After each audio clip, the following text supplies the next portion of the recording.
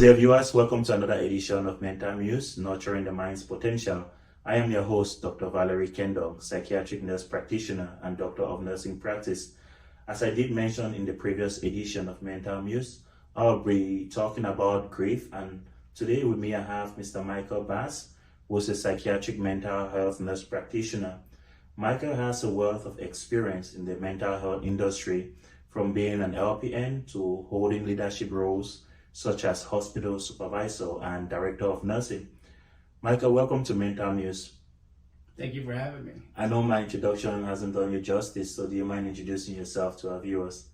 Yes, hi, my name is Michael Bass. I'm psychiatric mental health nurse practitioner here at Desert Bolt Behavioral. Awesome, thank you and welcome again. In today's edition, we'll be talking about grief, which is a topic I believe everyone can relate to. At some point in our life, I believe we've lost something or lost a loved one, a friend, or a family member, and that's a very paramount and sensitive topic. I'm bringing that issue up because I believe, Mike, you and I will share. Can I call you Mike? Yeah, absolutely. So, Mike, you and I will share a similar story. We both lost our parents right at the peak of our careers when we're just delving into the new roles as nurse practitioners. And that can sometimes derail the plans of any new or young nurse practitioner. How do we find strength in such a critical moment in our lives? And how do we stay focused to still continue providing the care that our patients need? That's staying professional, not crossing boundaries. And they typically say the caregiver can become the patient at some point. So what are some coping mechanisms that healthcare professionals can incorporate while they go through aspects of grief? When we talk about grief, we have to understand it from a broader spectrum. Each individual goes through the grieving process very differently from another. I know we have the stages of grief, which I believe is the denial, the acceptance, the denial, the anger, the bargaining, the depression, and acceptance. Somebody might start from anger to bargaining, and it all differs in how we experience this. Personality types also contribute to how we go through the grieving process. But one thing is said in here, grieving is not a fun process, right? No. Most of the time we are the ones giving instructions and directions, but how do we help ourselves when we go through such a moment? So I'd like you to speak freely. Let us know how you manage grief when you lost your mom, and some coping mechanisms that can work for other providers if they're going through such a time in their life. For me, every experience is different, I think. And just depending on the situation, whether it's expected or just something that kind of comes out of nowhere. And I think for me, it was unfortunately the latter, where it came out of nowhere, and for you as well. But there was some events leading up to it that made it a little bit difficult to deal with. Had like a whirlwind of emotions going on. We had planned for her to come and stay with us. My stepfather had passed away about a year and a half before in the home, and I've been wanting her to come up and live with me, but she wasn't ready, and she wanted to, which I understand. There's what she knows and what she was familiar with down there, her settings and all her belongings and possessions were there. On top of that's where she was last with her husband, my stepfather, right? So there's a lot of sentimental connection and attachment there, which I understand. But I was giving her space, we're giving her space, but with the goal of coming up and staying with us. She was getting closer to being ready. We had set a tentative date for her to come and stay with us. And unfortunately, during that time, I hadn't heard from her for a week. So when we sent the police down there to the house, unfortunately, that's where they had found her. She had passed away, and it had been for a couple of days. It was pretty difficult because it was sudden, just in shock, I guess, was the initial feeling that I had. Yeah, and yes, your story echoes similar events. And for me, my mom, she was 64 years old. She would have been 65 on July 30th. So she passed away July 4th, and we had similar arrangements for her to move in with us once she turns 65. And unfortunately, she caught COVID-19, and it was such a very challenging moment. She passed away immediately 7 days after she was diagnosed with COVID-19. And at that time also, my wife was 8 months pregnant also. And I was just about to start my new job as a nurse practitioner. So a lot of things going on during that timeline. But hers was just so sudden and so quick, and she sounded so strong. And unfortunately, just like you, we had not heard from her, and my kid brother went on to check. And I remember that phone call, like, hey, I thought mom, in his own words, he said, hey, I think mom is gone. So I was at work the day, I had to drive home, and that was the story. Just shock, not planned. And I remember a conversation I had with her just a few days before she had passed, and we were just talking, and she was like, hey, I have a name for your son. My wife was 8 months pregnant. I'm like, I don't think I like that name. We never even knew that she would not be there to see the baby. And of course, I named my son the name she had proposed. But that could be very challenging. Of course, I had to push up plans to start the new job. It was quite interesting because I remember the day I had passed my board exam. I think I mentioned this in my previous podcast, and she was so excited and said she thinks my dad would have been proud. My dad also passed away a long time ago, more than 10 years. And I told her, hey, you know what, I'm gonna go get some scrubs and put my name tag on it. She was like, oh no, you have to get suits. You are now a provider. So I went, called a friend, and ordered like 12 suits. Each time I was standing on the mirror with those suits, and let me send a picture to her. Something was like, oh, just hold on. July 7th is your first day at work. And coincidentally or ironically, that was the same day she was cleared to return to work. So my plan was to just go knock at her door. I'm like, hey, look at me, dress up in a suit. But she never saw that. So I dressed in a suit today in honor of her. And I always keep doing that. Mm-hmm. But the point here is talking about this. We can all, these moments like this where you are about to achieve you're starting something exciting and a tragedy strikes like this, that can basically create a big impact for you as a medical professional. And I think it's a place to recognize the profound effect that grief can have on our concentration, our decision making, and our overall performance. For me, after a certain period of time, I had to go back to work, and I was able to tell my patients that, hey, I might have calls that come here and there, and I did my coping mechanism by maybe turning off my phone so I can focus and listen to the patients and be there for them. And you also have to be able to know if you're ready, mentally to focus. You're talking about the lives of other people, so you have to do a lot of emotional awareness to be able to know if you are able to provide the care. Unfortunately for me, I had a lot of support, right? Mm-hmm. And I was able to go through that. So that was my experience. Right. Well, it's interesting because we get caught up being on, you get so used to, and I guess comfortable being on this side of the desk. And as we're educating and talking and providing coping skills and demonstrating coping skills and going through all these things as we talk to our clients and people like that we are trying to treat, we have to use some of those same things for ourselves though, and that can be a difficult thing to overcome. And so we really have to step back and be like, okay, some of these same things, maybe there's some value in here for me, because the whirlwind of emotions that you feel when something like this happens, you can't prepare, and it's initially just caught so off guard, you don't really know what to do, because you've had that pillar, you've had that rock that you've known for so long, and that's your safety blanket. We always thought that person will be there, one day, but you just don't wake up and know, hey, today is the day. But just understanding that when we talk about our patients, we talk about people that we see, we want to make sure that they are, first thing is just acknowledging or knowing that the steps, as you mentioned, the steps of the grief, and we're going to go through those grieving process. So what's the best way we can do that is just for identifying the emotions that we're feeling, acknowledging them, and understand that this is a normal part of the grieving process.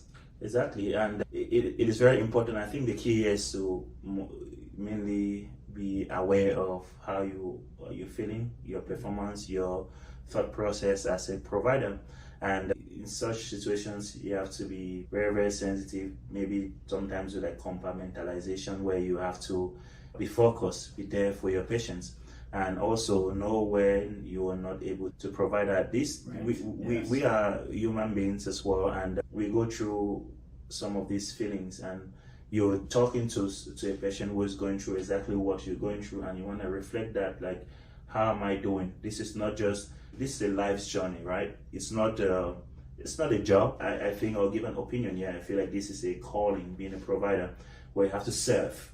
You have to make sure that you give back to patients, and you have to make sure that when you're talking to somebody, ask yourself, if this were my friend, family member, what is the best care I can provide to them? Right? You always have to be able to have that empathy. While you're talking to a patient and you're going through you're going through grief, just like the person, you have to be able to know if you're practicing what you're preaching. Yes. So you have to be true to yourself. Right. And you made a good point, though. You said it's important to step back, because that can be one of the, not really the best thing to do is just try to bury it inside, right? That's not going to be helpful. For just the sake of, they say, time heals all wounds is the saying. Burying that inside and just trying to distract yourself by taking care of your patients, eventually those emotions are going to come out. That's true. And the longer we bury them inside, the worse that reaction or how we respond to that at some point might be.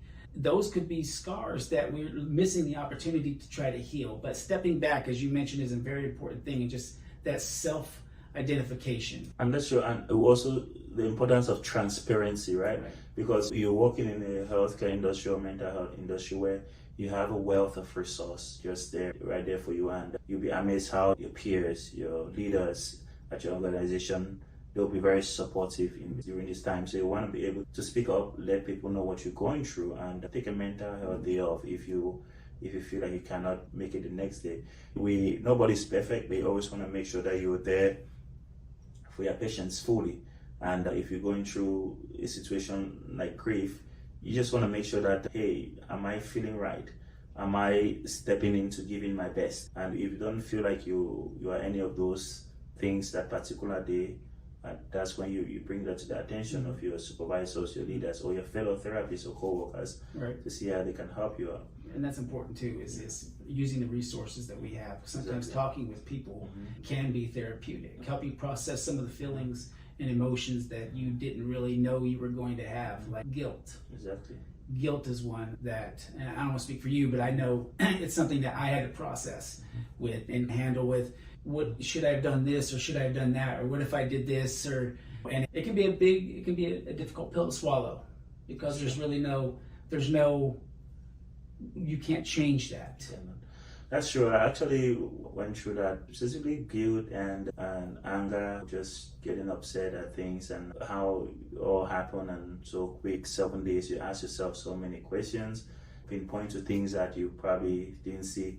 And the summary is that you cannot really go back to change those things, but we go through that naturally in the grieving stage. I had to ask myself so many questions, even when people were calling and they were asking, why didn't you do this? Why didn't you do that? And even at work, it was quite a challenging time, because you go to work. I'm from Cameroon, Central Africa. Most of the time, people grieve by having the closure. An aunt, a friend will call and want you to explain everything from the beginning. Can you tell me exactly what happened? And you have to say that story, how it went, my brother found. So it's very difficult. So at some point, I had to find a way to cope with that. Yes. For me, what I did was, at some point when I went to work, I just had to, like I said, turn my phone off completely. But then I don't think that was my adaptive coping mechanism, because you spend 10 hours at work and you come back to almost 20, 30 voice messages, people crying, and then you go through, you're crying with them too as you're listening to that. So for me, I felt like I had to not do that. I had to turn my phone on, take a break here and there, listen to that call, and talk to the person. So it was really a tough moment, and the healing process takes time, right? It's something that you have to process, and you know that you don't just say, okay, this is done, you're moving forward. You, like you mentioned, you're dealing with the rock, the pillar. My mom was like the foundation to everything. Remember when she would walk like miles, bring my book to school, and hey, you gotta do this.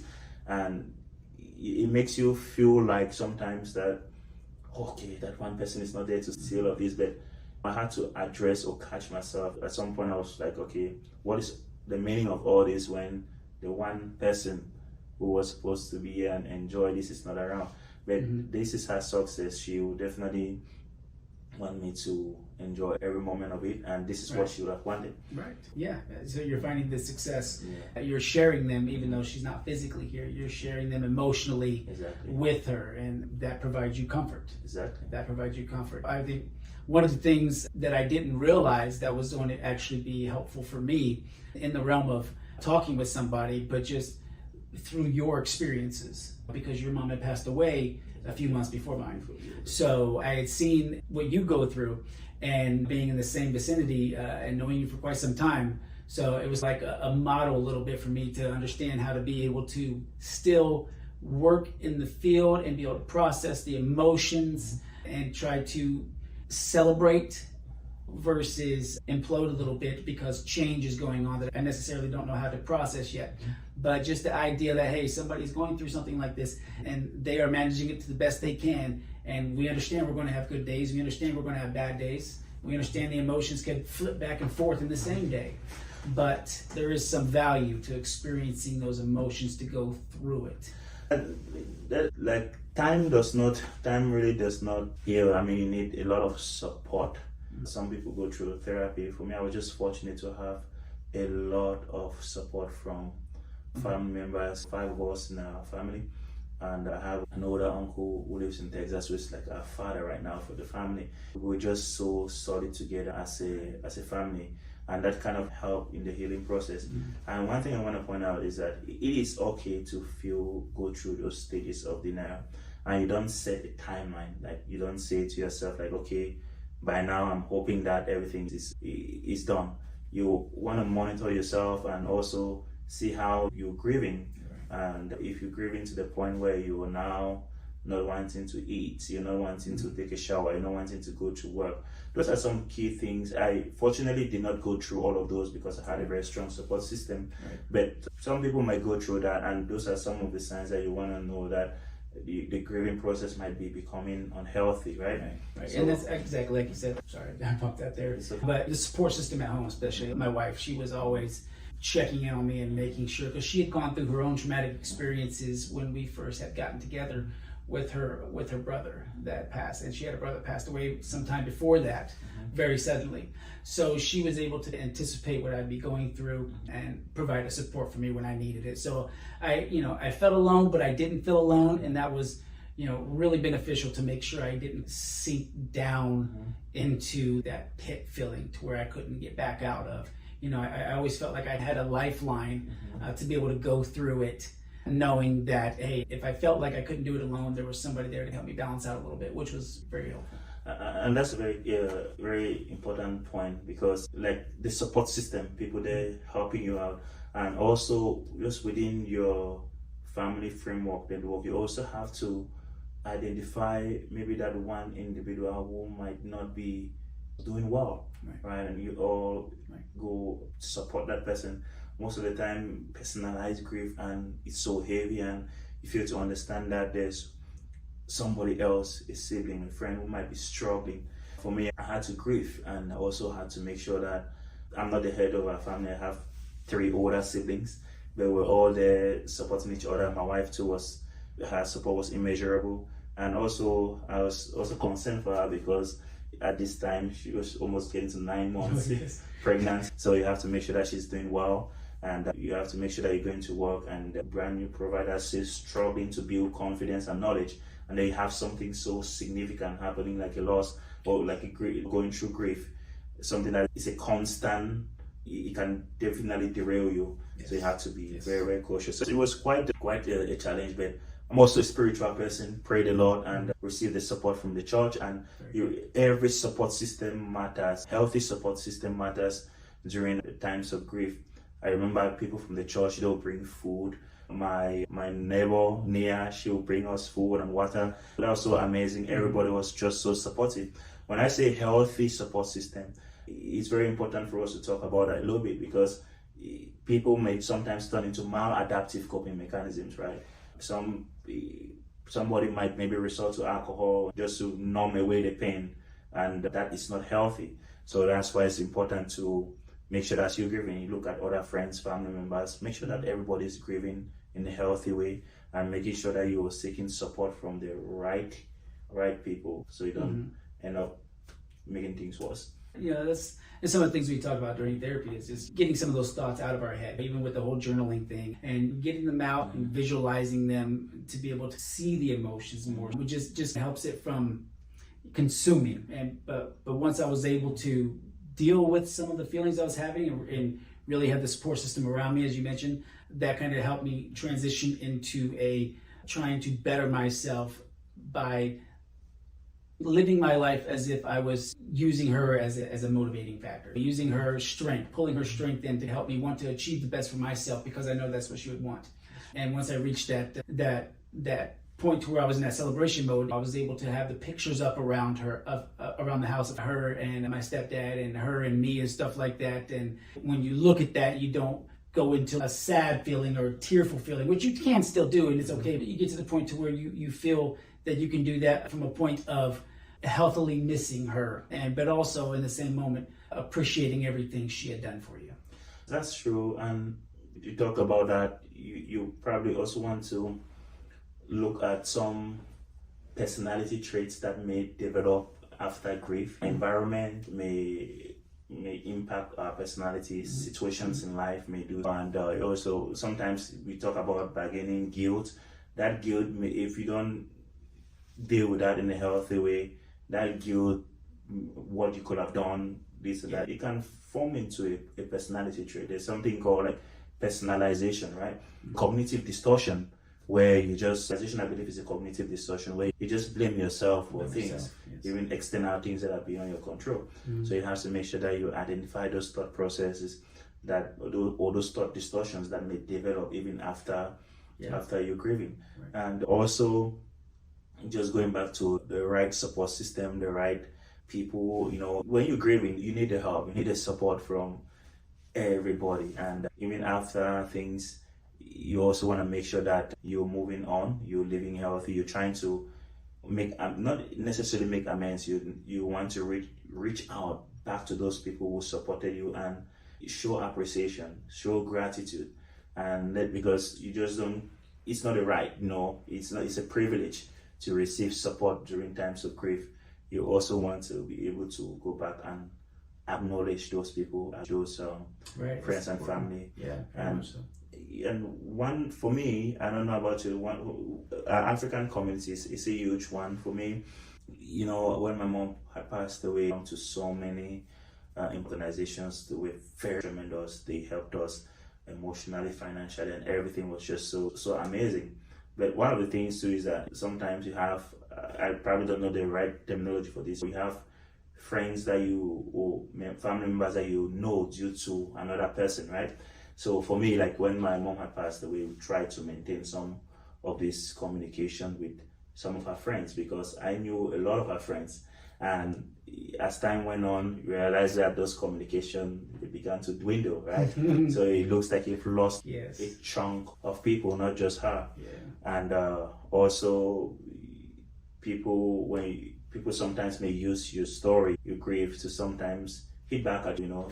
I remember I had a friend who actually called and we're talking, and he probably mentioned something like, "Hey, why did you let your mom die of COVID in the house?" I'm like, I just owe you no explanation to this. Try to start explaining that, okay, you have a pregnant wife at home, COVID, and of course, sometimes not everybody shows you that support. Sometimes people use that against you, and you just have to know that you don't sit back and question yourself on what could have been done or what couldn't. You don't question yourself. Yeah, you're absolutely right. You hit the nail on the head there about some of those relationships. You almost have to fill in the gap there for them, and then it does become a strain. For my mother, she recently reconnected with her sisters after there was some discord there that happened, and then probably a good 10 years or so of not a very close relationship.